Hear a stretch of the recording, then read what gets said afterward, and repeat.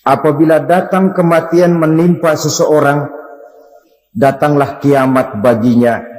Itu yang disebut dengan kiamat kecil. Hakikatnya mati adalah perpindahan dari kehidupan di dunia ini menuju kehidupan di alam barzakh.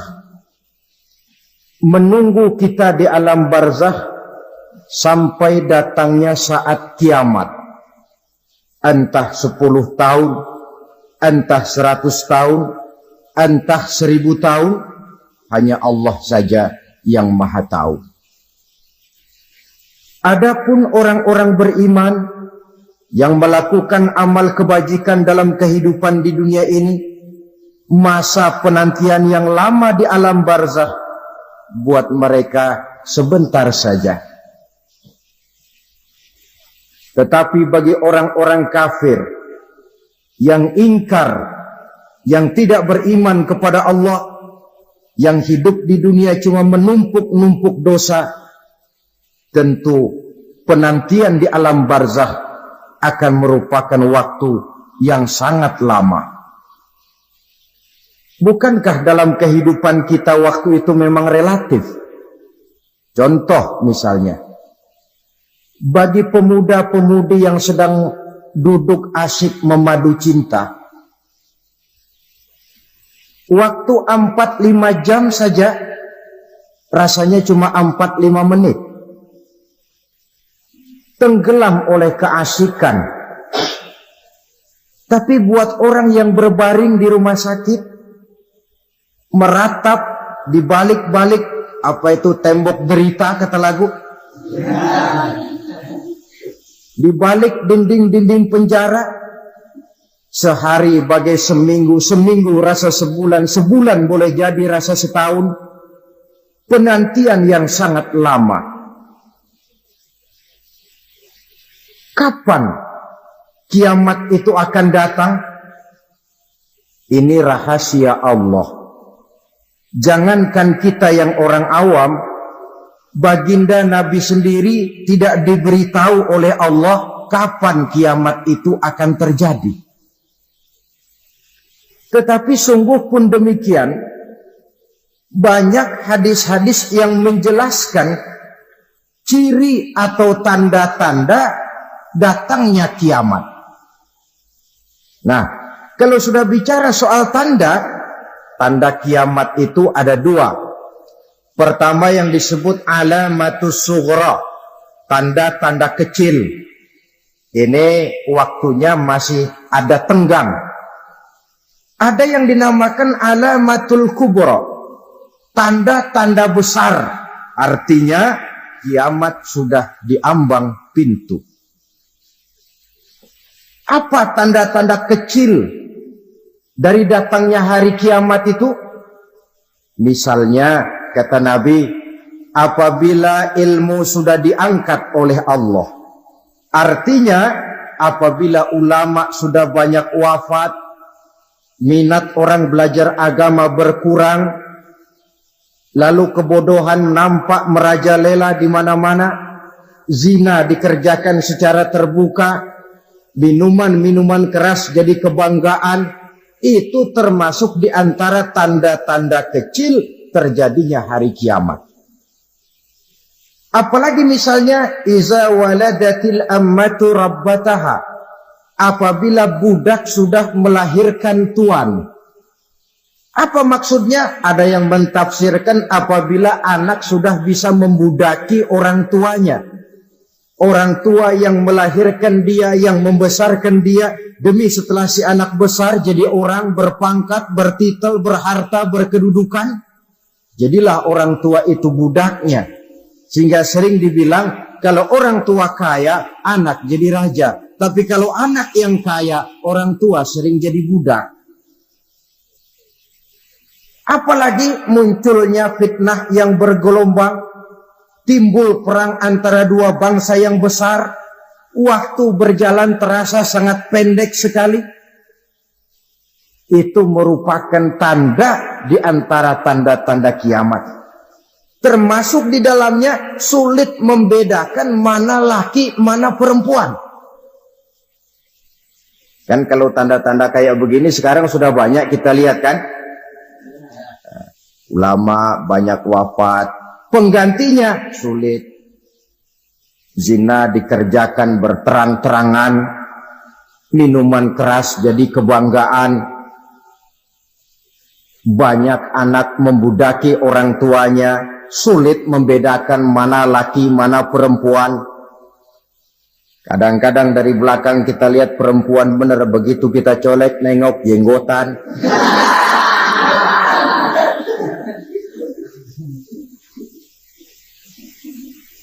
Ini termasuk tanda-tanda kecil.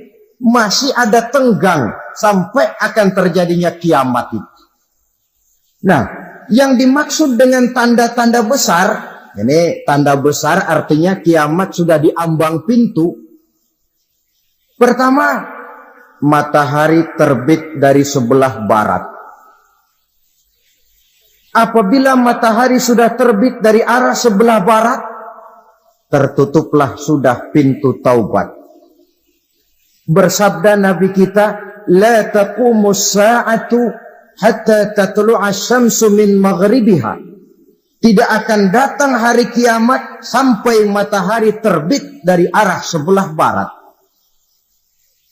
Fa iza tala'at, manakala matahari telah terbit dari arah sebelah barat, wa ra'ahan nasu, manusia banyak menyaksikan itu, amanu ajma'un, mereka pun lalu beriman. Yang tadinya kafir, yang tadinya ingkar, yang tadinya membangkang, setelah melihat matahari terbit dari sebelah barat, buru-buru beriman, berlomba-lomba mengucap dua kalimat syahadat. Tapi apa yang terjadi? Kata Nabi, wadzalika hina la yanfa'u nafsan imanuha lam takun amanat min qabl. Hari itu adalah hari yang iman sudah tidak berguna lagi bagi seseorang apabila sebelumnya memang dia tidak pernah beriman. Au kasabat fi imaniha khaira, atau beriman tetapi tidak pernah melakukan kebajikan di dalam keimanannya itu. Hari yang sudah kasib, hari yang sudah terlambat, beriman tidak akan ada gunanya lagi. Ini pelajaran buat kita. Sebelum sang surya terbit dari sebelah barat, sebelum nafas sampai di tenggorokan, artinya pintu taubat masih terbuka. Kalau dua hal itu sudah terwujud, nafas sudah sampai di kerongkongan, atau matahari sudah terbit dari arah sebelah barat, tertutuplah sudah pintu taubat. Tak ada lagi gunanya pangkat, jabatan, harta, bahkan beriman pun dalam suasana macam itu. Too late, kata orang Kulon. Sudah terlambat. Matahari terbit dari arah sebelah barat. Itu tanda besar, artinya kiamat sudah di ambang pintu. Lalu apalagi tanda besar? Munculnya Dajjal. Dajjal artinya pendusta-pendusta yang menyesatkan manusia. Ada dua macam Dajjal, saudara. Ada Dajjal kecil. Ini Dajjal kelas teri. Kalau ini sejak zaman Rasulullah sudah ada itu. Tiap zaman ada. Di zaman Rasulullah misalnya ada yang bernama Aswad al-Unsi dari Yaman. Ada yang namanya Musailamah al-Kazzab dari Yamama. Ada yang namanya Ibnu Sayyad dari Madinah. Ini Dajjal-Dajjal di zaman Rasul. Musailamatul Kazzab memproklamirkan diri jadi nabi dia. Di zaman Rasul masih hidup. Ini Dajjal zaman Nabi. Di zaman sahabat muncul Dajjal-Dajjal. Di zaman kita sekarang ini Dajjal-Dajjal pun gentayangan. Dajjal-Dajjal kelas teri. Kerjanya mendustakan manusia, menyesatkan manusia, memalingkan manusia dari jalan yang benar dan diridhoi oleh Allah Subhanahu wa ta'ala. Adapun yang merupakan tanda besar dari datangnya kiamat, dajjal-dajjal kelas kakap. Pembohong-pembohong besar yang menyesatkan masyarakat manusia berpaling dari jalan Allah mengikuti jalan mereka. Apa sih ciri dajjal itu? Kata Nabi dalam hadis Bukhari Muslim, "Inna dajjala", sesungguhnya yang namanya dajjal itu yakhruju, satu saat akan muncul mendekati hari kiamat. Wa inna ma'ahu ma'an, si dajjal ini membawa air, wa naran, dan juga membawa api. Dua simbol. Di tangan yang satu dia bawa air, di tangan yang satu dia bawa api. Wa ammal ladzi yarahu an-nasu ma'an fanarun. Adapun yang orang banyak lihat air, hakikatnya adalah api. Yang dilihat api, hakikatnya adalah air. Oleh sebab itu, kalau api yang ditawarkan, ambillah air. Kalau air yang ditawarkan, pilihlah api. Maksudnya apa ini? Ini bahasa simbol, saudara-saudara. Dajjal bicaranya seolah-olah untuk kepentingan manusia. Menawarkan surga. Surga yang dia tawarkan hakikatnya neraka. Hai manusia, kalau kau mau bahagia, jangan dekat-dekat dengan agama. Sholat itu tidak efektif dan efisien, tidak produktif dari segi ekonomi itu. Menghadiri majelis taklim cuma buang-buang waktu. Tahajud, tasbih, tahlil, baca Quran, apa itu? Pekerjaan mubazir saja. Hidup ini cuma sekali, masa yang cuma sekali, manfaatkan dengan sebaik-baiknya. Mumpung, dibawanya sifat mumpung tetapi dalam pengertian yang sangat negatif. Bicaranya seolah-olah untuk kepentingan manusia, tetapi sebenarnya menjerumuskan manusia. Menawarkan air, tapi sebenarnya api. Menawarkan api, tapi hakikatnya air. Buat apa kamu sholat? Buat apa kamu bayar zakat? Buat apa kamu puasa? Surga yang dicanangkan Dajjal, hakikatnya neraka. Neraka yang digambarkan Dajjal, pada dasarnya adalah surga. Jadi memutarbalikkan fakta itu kerjaan Dajjal. Yang hak jadi batil, yang batil dibilang hak. Yang benar jadi salah, yang salah malah jadi benar. Tuntunan disuruh jadi tontonan, tontonan malah menjadi tuntunan. Itu pekerjaan Dajjal profesinya. Zamannya Nabi Adam, Dajjalnya kan iblis. Betul? Betul. Apa sih dan kerayuan iblis itu? Allah setelah menciptakan Nabi Adam kan bilang, Adam, kau dan istrimu Hawa tinggal di surga ini. Seluruh fasilitas yang ada di surga persilahkan kau nikmati. Satu yang tidak boleh, jangan coba-coba dekati pohon khuldi. Dekat saja jangan, apalagi sampai memetiknya. Datang Dajjal yang namanya iblis ini. Adam, kamu tahu nggak kenapa tidak boleh makan buah khuldi? Ya nggak tahu, pokoknya saya dilarang. Bodoh kamu Dam. Khuldun artinya kekal. Kalau kamu makan itu buah, kau akan kekal di surga buat selamanya. Allah tidak kepengen, maka dilarang kamu makan buah khuldi. Kalau kau ingin kekal di surga Adam, makan saja. Saya bicara begini ini untuk kepentingan kamu Adam. Ini kan ciri-ciri Dajjal. Bicaranya sih seolah-olah untuk kepentingan Nabi Adam. Hakikat sebenarnya menjerumuskan Nabi Adam supaya ingkar dan melanggar larangan dari Allah Subhanahu wa ta'ala. Jadi setelah muncul Dajjal, timbul kekacauan-kekacauan di masyarakat. Banyak yang terpengaruh, terpedaya, dan terpesona.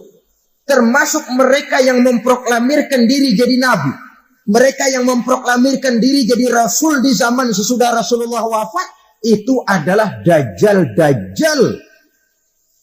Maka saya ingatkan, kalau di zaman kita sekarang ini ada orang ngaku jadi nabi, ada orang ngaku jadi Rasul, biar bahasa Arabnya kental, Quran hafal, ribuan hadis hafal, biar pakai serban sampai menyengser ke tanah, bahasa Arabnya fasih, tapi dia mengaku jadi nabi, jadi rasul, kita umat Islam wajib tidak percaya. Wajib untuk tidak percaya. Itulah dajjal-dajjal zaman kita sekarang ini. Tidak mustahil mereka datang mempengaruhi orang-orang awam supaya berpaling dari Rasulullah, mengikuti mereka. Nah, di akhir zaman nanti, mendekati hari kiamat, dajjal ini muncul, dajjal kelas kakap, menyesatkan masyarakat manusia untuk berpaling dari Islam, mengikuti seruan mereka. Apalagi di antara datangnya kiamat itu, tanda yang besar itu, turunnya Nabiullah Isa Al-Masih, putra Maryam.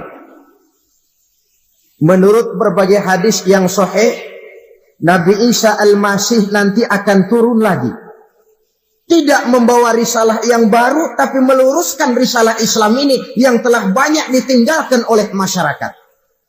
Bahkan ada hadis menjelaskan beliau akan membunuh Nabi, mematahkan kayu-kayu salib, lalu melaksanakan haji dan umrah mengikuti syariat Nabi Muhammad, bukan membawa agama baru.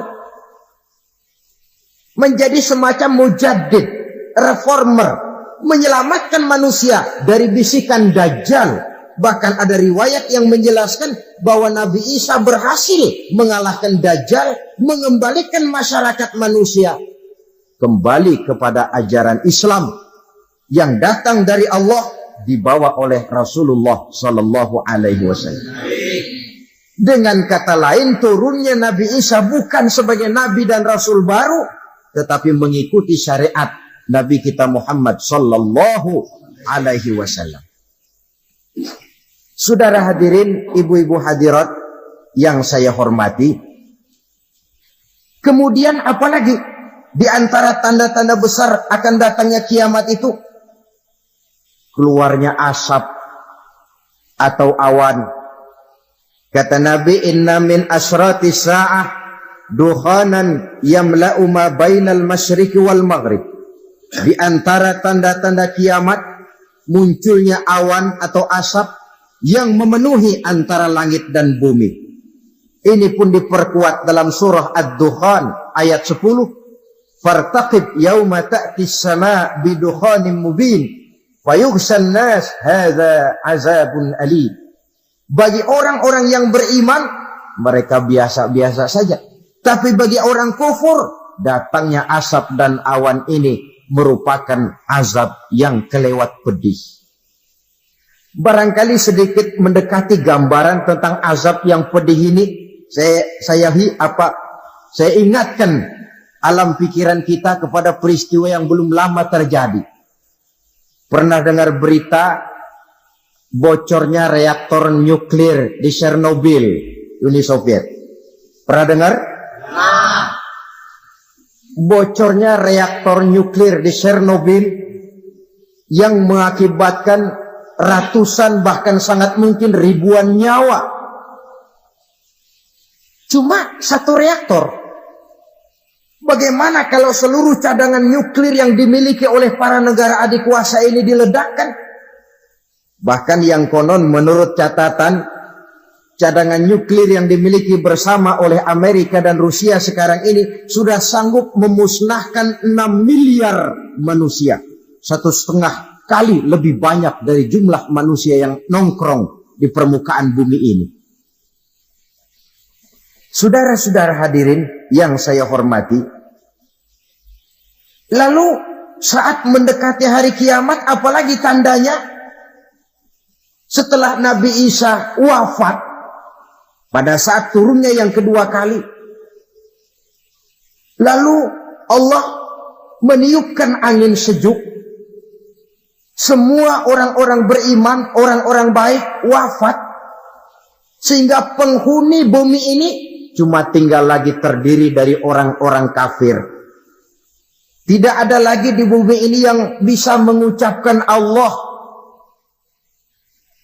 Sehingga dalam hadis qudsi itu ada keterangan, Innallaha azza wa jalla yaqulu li Israfil. Allah pernah pesan kepada malaikat Israfil. Kata Allah, Israfil, Iza sami'ta qailan yaqul Allah, Allah, fa akhirin nafah 40 sanatan ikraman liqailiha. Hai Israfil, apabila kau dengar di permukaan bumi masih banyak orang yang mengucapkan Allah, Allah, maka tunda sangkakala kiamat itu 40 tahun. Untuk apa? Ikraman liqailiha, menghormati orang yang mengucapkan Allah, Allah itu.